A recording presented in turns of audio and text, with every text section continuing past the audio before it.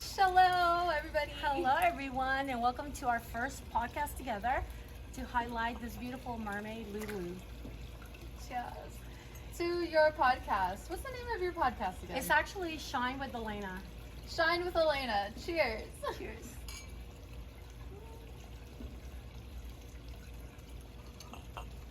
Ah, so refreshing. Yes. Thank you for being here. So it's end of the summer. Yes. Can you believe this year just flew us by? Summer's a great season for mermaids. I'm gonna drink my tea. Yes. This summer just flew us by, and it's crazy how, if you don't stop and take pictures and enjoy the moment, it just flies by us. Yeah, and summer is always such a busy season for us mermaids. Like, we're booked like every week, sometimes multiple times a week. A lot of summer birthdays. Yeah.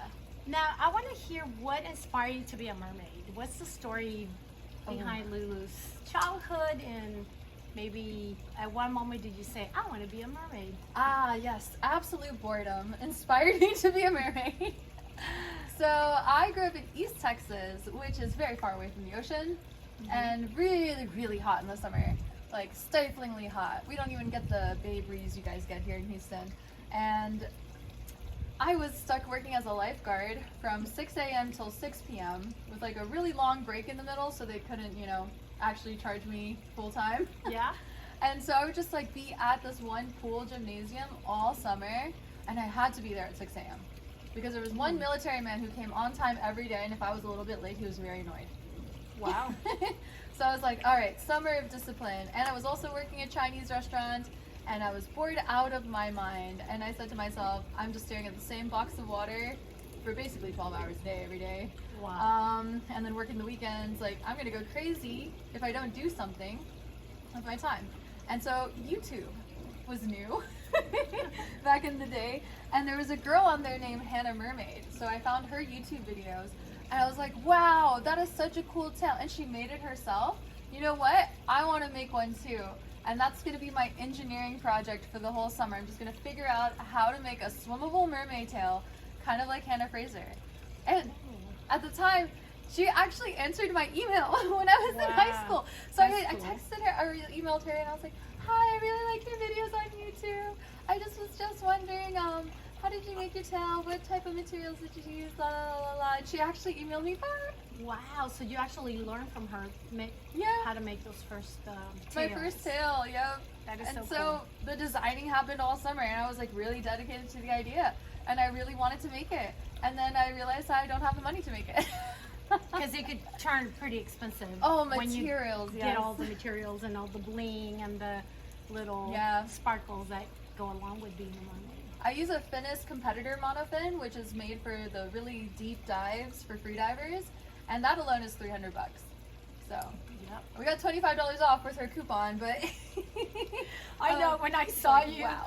I was like, let me go find out how much I need to spend for my tail, and the price ranges from the cheapy, $25 ones that they sell on those crazy websites and Amazon, or up to $600.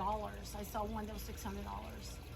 And the real silicone tails, right, and the custom-made other types of tails range $3,000 to like $6,000. Yeah. Yeah. No, this was just the tail, just the cloth. Yeah, just the fabric part. But the expensive piece is the fin. What's the proper The name? monofin. Monofin. Mono, meaning one. Yes, meaning one. Yeah, monofin.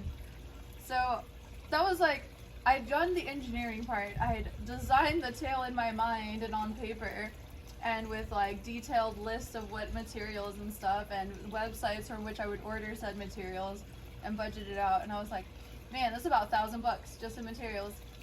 And I did not have that in high school. So I went to college, dreams intact, and then applied 3 years in a row for a grant from my university, until finally they gave up, and they're like, I guess this girl really wants to be a mermaid, and they gave me $1,000. Wow.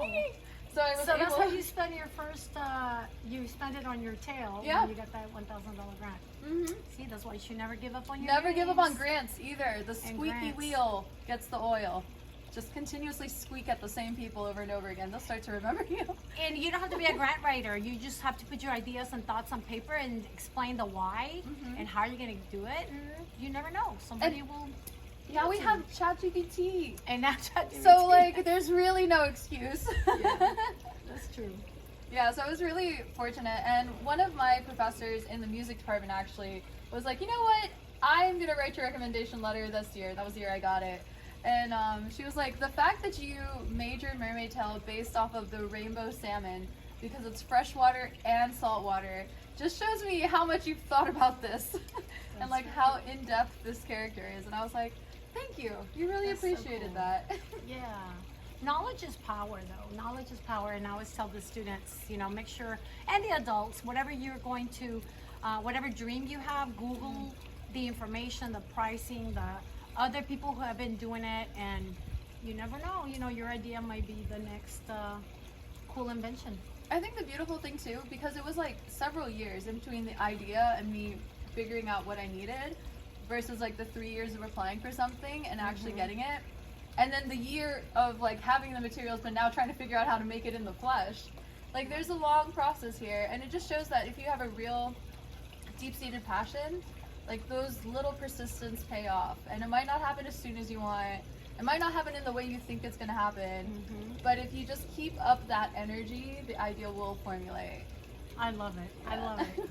So a lot of you might be wondering how I met this amazing mermaid, Lulu. But we met actually at a short film event here in the city of Houston. And it was pretty cool because I guess good people tend to gravitate each other, you know, towards each other. And creative, especially women, you know, there's not a lot of women in the industry that are filmmakers. And so usually I would go and I would always find the guys that have all the gear and they they're have big and everything, tough and they know all the slang and all the coding. I know, and then all of a sudden I hear, you know, Lulu, I meet Lulu and she comes up to me and stuff. We started talking and we became friends 2 years ago. And then we keep seeing each other here and there, but it was this year at the 48-Hour Film Festival that we actually worked together finally on a horror film, because that's what she drew when it was time to draw the different genres. It was actually 2 of them, right? Horror and martial arts. And martial arts. So that was pretty creative. And I had said I would never ever do a horror movie. Yeah? Yeah. And so my son, everybody was like, you said, you promised you would never do a horror movie because you don't want to be, you know, in a scary, you know, production. And anyway, I did it, and it was not scary. It was actually fun. It was like fantastical. It was fantastical. Like, and the actors, the girls that were involved and the guys, it was just great to meet them and also see how you were able to put all this together in 48 hours. Oh my gosh. I failed so hard though. I really did mess up on the upload, but it's okay. It's okay. We made it, and we made it with ourselves, and the real value of 48-Hour Film Festival to me is not necessarily the film itself. Like, sure, we have a movie, but it's more about meeting the people. The experience. And creating the community. Yes. Yeah. It was a great experience. I got to meet amazing actors and actors, and I got to work with Lulu, and we made that dream come true because I was like, one day, you know, 2 years ago we said it. One day we're gonna work together. Find something to do together. And here we are now doing a podcast as mermaids. Oh my goodness! And now you inspire me to do it. You know, I love that you had this vision and you actually pursued it. You didn't give up, and then here you are. So how many years have you been a mermaid? Oh, so I made the tail like really around 2013, 2014, so over 10 years now. Wow. Yeah. No, she's a pro. She like brought all the things. By the way, the things I'm wearing are her creation. Styled by Mermaid Lulu. Yeah, and the flower crowns are my creation because, you know, Styled I love by flowers. But no, it's great to collaborate, also put our talents together, you know. So this gives me an idea. We need to create a movie on mermaids. I have a script. Oh my God. It's on draft like 37, 38 right now. That is so cool. Also one of those in the works projects. Yeah. And we need to go to Hawaii. Oh, we do need to go to Hawaii. Because we want to really... Mermaid in Hawaii. Yes, mermaid in Hawaii. And then I always like to have a message. And what's your goal with the mermaid theme? Is there something is more for joy, or is there a purpose bigger than... Well, there's a lot of reasons. This goes really deep. I've had over a decade to think about it. So first off, my mother's Pacific Islander, my father's Dutch. And you know what they say about the Dutch? God made the Dutch, but the Dutch made the Netherlands. They reclaimed it from the sea. And then my mother's from the atolls, really out there in the Pacific, very flat, no mountains, not like Hawaii at all.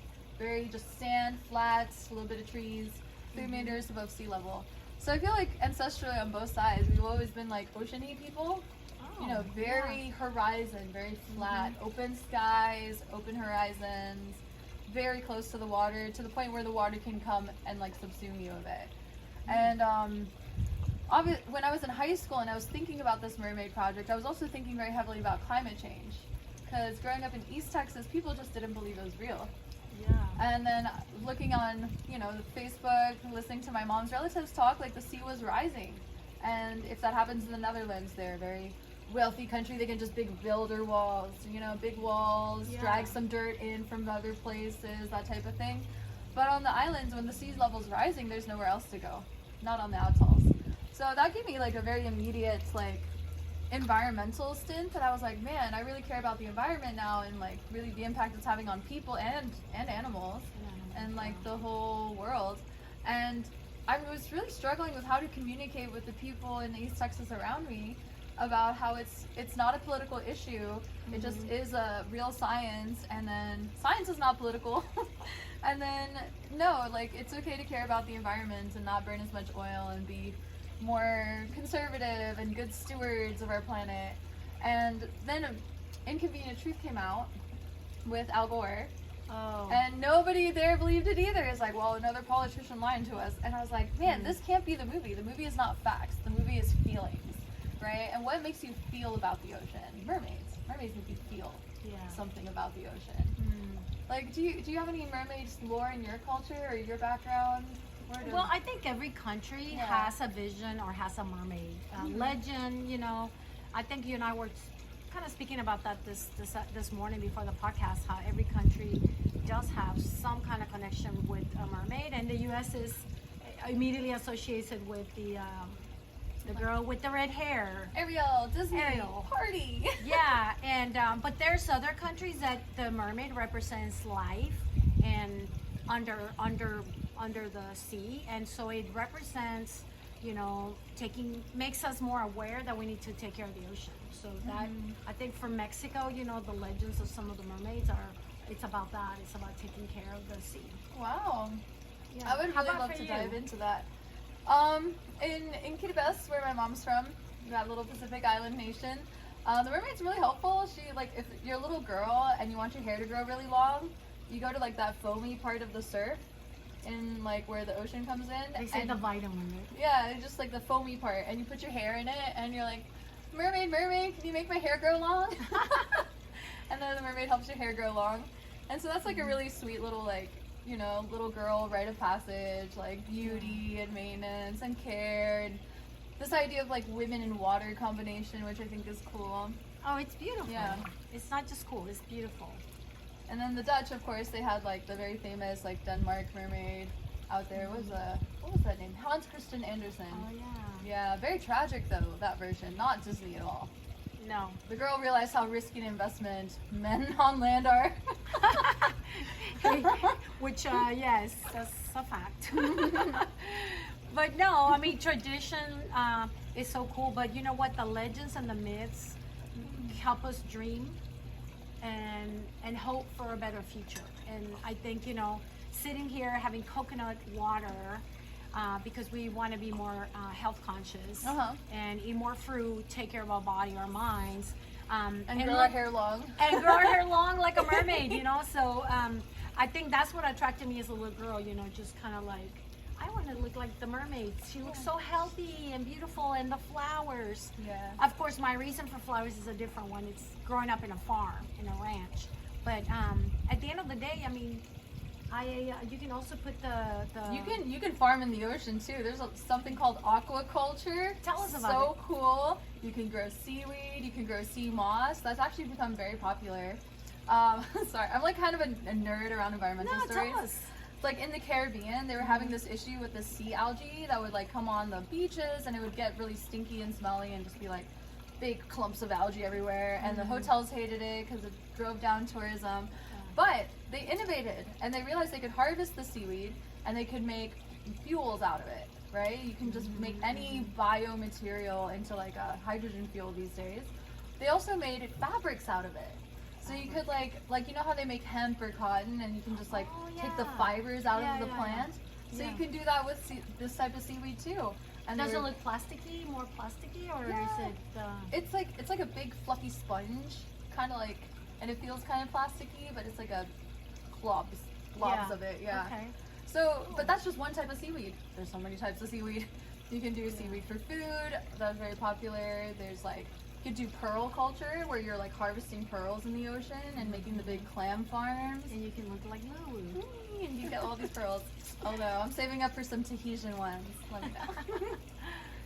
But yeah, so there's so much you can actually farm out of the sea, and like being an atoll people, unlike our Hawaii and Polynesian brothers and sisters with lush jungles and mountains, like everything comes right from the reef. Like it's just straight from the reef.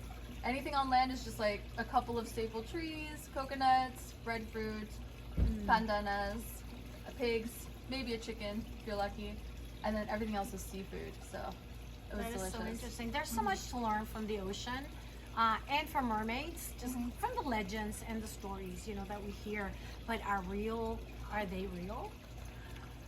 Ooh, this is a good question. I get asked this all the time, and I like to think mermaids are like, there's manatees. They're mermaids. I feel like they're real life mermaids. I feel like orcas and dolphins are very mermaids-like because they have fingers under their little fins. And there's like a lot of legends in my culture about how the dolphins and people are from the same line, you know, heritage, because of the hands that they have. And like, that is so interesting. Yeah. Yeah. Wow. I haven't seen one myself, but if I do, I'll let you know.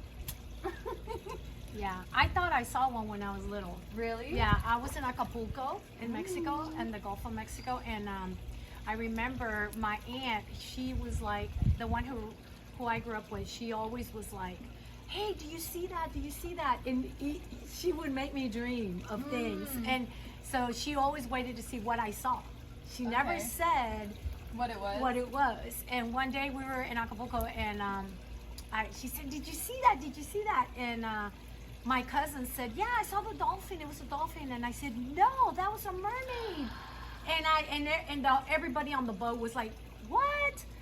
And everybody just turned around, and they really believed, not that they believed me, but it made them went into the into the idea that they could be a mermaid out there. And the rest of the day they were looking and searching for the mermaid. Oh my goodness. It was so cute. So it kind of helped us kind of dream and imagine and hope, you know, which is what life is all about. When you stop dreaming and hoping, you become so dormant and so boring, I would say. Yeah, I would still be a lifeguard at this pool in the middle of East Texas for the rest of my life, right? Yeah. Without the imagination of wanting to do more and explore. Exactly. Yeah. It keeps you hoping for a better future, or hoping for something that it's in your mind that you're thinking, okay, if it doesn't exist, I'm going to create it.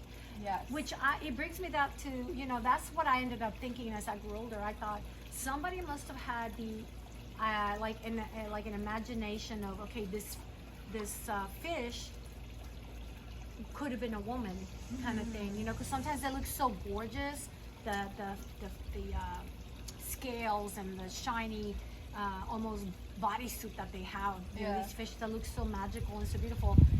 I could see how somebody could have thought it was a woman, and then the shape of the fish, you know. So anyway, I always think like maybe somebody didn't make it up. They made it up to make money, because it's a good market. People spend a lot of money, and it's very expensive. Oh, America, what have you done with the mermaid myth? We made it a party. And look at our garden party. We're in it. And talking about parties, I know you get invited to a lot of parties, because you do children events. And do you ever get invited for like older folks? I do. I did a 21st birthday party one time, and that was fun. They booked me for 2 hours, but asked me to stay for 4. We were having such a good time. And I was like, oh, young people, so sweet.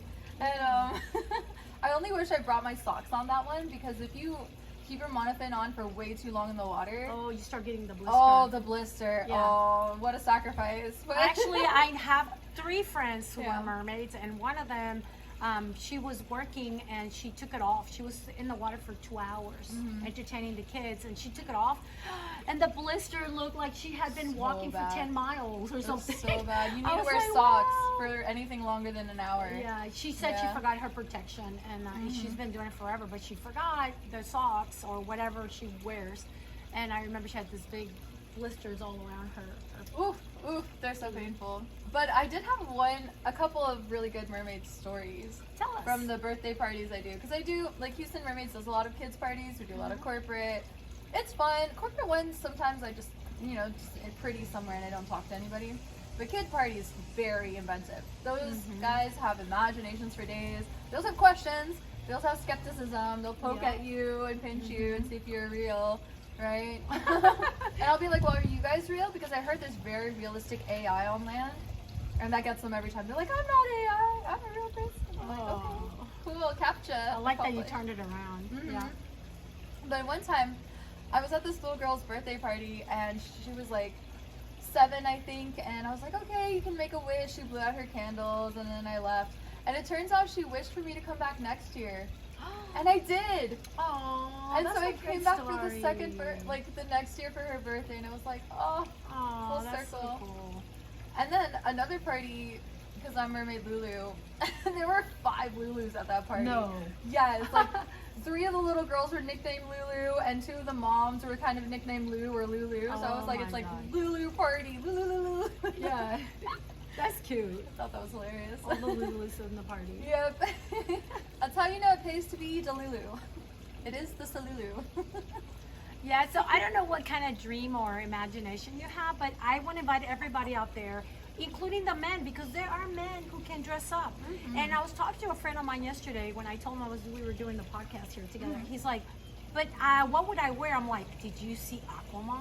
Yes, you would be Aquaman. Yeah, so anyway, just it's cool and it's nice to keep that child inside of you, to let it come out and explore it and be part of the fun once in a while. No matter how old you are, you need to take that kid inside of you and remind him all the cool things that you used to love, and don't bury that child inside of you. Bring him out. And if there's things that you don't like from your childhood, confront it, deal with it, get help. Yeah. I think if more people would take care of that little kid inside of them, you would be a lot happier. Let them out. Explore, oh yeah. And there's so much benefits for your mental health doing like mermaid practice, because really it's like free diving, and it's kind of a danger art, but it also forces you to confront all of your inner demons and fear. When it's just you under the water, you can't see anybody, you can't hear anybody, nobody's gonna be able to like help you, it's just you in the situation. And that's like very meditative, like especially if you're like really deep in the ocean, you look up and you're like, oh, I'm almost out of breath, let me go up, and then you see how far up you have to go to get that breath. And a lot of people will panic in that moment, but you just have to stay calm. Yeah, I've never gone really deep. But you know what was fascinating? When I did Dare and was old enough to do it, I was in Greece, and I went down on this area that was, deeper than the area that they had told me there was no way we could. There was not going to be. It was never going to be deep enough for me to swim and go down. But I did. I found a space. Wow. And it turned out it was an ancient cemetery there, and I was like, okay, there were like boxes and some things. And when I went out and I told them about it, they were like, oh yeah, that was an old cemetery that got buried from hundreds of years ago. So I came out of there and I was like, okay, I'm never gonna do that. But something magical happened when I went down and I saw the boxes. I was like, oh, maybe a ship, Maybe this is a shipwreck. or something, like, because it kind of looked like pieces of things everywhere and boxes. So what I did is when I went up, I saw a circle just like in the movies where the sun hits the water, and so it creates like a tunnel of light. Yes. And that was fascinating. The most amazing memory I've had my entire life in the water. Because I didn't go that deep, but I went deep enough to where the light was like made that tunnel. Yeah, it's like a tunnel of light. Yeah. And then so I literally went in it and I went up. And I was like, oh, I thought I was going to heaven or something. Like, it was like for a second, I was like, am I going to heaven? something happened. Maybe I got eaten by a shark or something, and I'm on my way to heaven. I don't know. It just felt really not real. But yeah, surreal. Surreal. Yeah. Yeah. So that was one of the moments that I really remember going and being a little bit afraid not to have enough air Yeah. to make it up there. You have that moment where you confront your panic and you Yeah. realize it's not going to help to panic. You No. just have to force yourself. What to helped me focus was the light. And Yeah. it's ironic because I talk about shine, be a light, follow the light, discover your light. And there I was. I saw a light and I followed it to get out. and then it was like, whoa, this magical moment. Oh. But I didn't know I was under a cemetery spot. Wow. So that was kind of interesting. Interesting. Very powerful. Lots of mana, right? Yeah, yeah. Makes you think of so many things. Speaking of dreams, if I ever get to Jason Momoa, I would love to work with him. Anyways, putting that out there is a Put it out there. adult dream. Yeah, put it out there because I'm learning more as I get older that the more I speak and say what I want and I pray and ask God for the things I want, Yeah. they come true. And I met so many people like just because I want to meet so and so, and then a year or two later I'm meeting this person. So Yeah. hey, you just called it. It's gonna be great. It's gonna happen. I'll be But on hey, season 2, let's season 4. before we go, I do want you to show our audience a few tricks and things like that. We're gonna put our fins. We're gonna dress up our lovely host here as a mermaid. Yes, I can't wait. So thank you again for. Yeah. Do you want to play mermaid? I want to play mermaid. Yeah, so we're we're gonna play mermaids. mermaid. Hope you join us next time. Woo.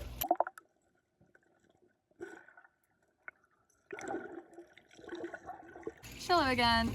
I just had to have one more story because I just came back from Hawaii, and I remember the first time I ever went to Hawaii was with my mermaid tail because I got a Kickstarter to make a Little Mermaid movie, and I was out there and I was like so broke and so wanting to do stuff and managing to make the movie, but I had stayed with a friend and I really wanted to buy them something nice, right, as a thank you for hosting me. So I took my tail over to Waikiki Beach and decided I was going to do busking because this is how I made money a lot as a broke college student. So I was like out there and like people were like giving me tips and like tourists and stuff, and I had a great time. And then I was like packing up my mermaid tail, getting into the car that I had borrowed and driving back off to their place. But I got distracted by a sailor of the US Navy. And he was talking to me and I got so distracted. And then long story short, I forgot to close my tail into the trunk. So it just flew off into the street. And then when I got to her house, woke up the next morning, was about to get on my flight, I realized it wasn't there. And I was like crushed because I'd spent so much time, effort, and love making this thing. And so I flew all the way back to California without my mermaid tail. And then I was still so sad and desperate that I wrote on Craigslist, Oahu. I was like, please, if anybody sees this mermaid tail pictured here, like, I'll give you a reward. I would just really want it back. And you know what? Some lady did find it. She found the tail and she was like, oh, I did find the tail. I swam around in it for a little while. I took off some of the fins because I thought they were weird. But I could tell that you made it by hand and somebody really loved it.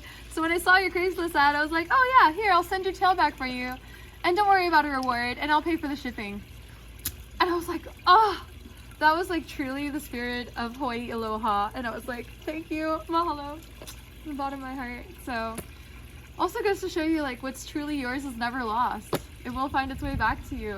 And I was like, oh, I really had faith in humanity after that. Thank you for joining Shine with Elena podcast with today's special guest, Mermaid Lulu. What's the best advice from a mermaid? My advice, very cliche mermaid quote, have no fear of depths, only fear of shallow living. And live like a mermaid on land because the world is your ocean. Bye. Bye. Got really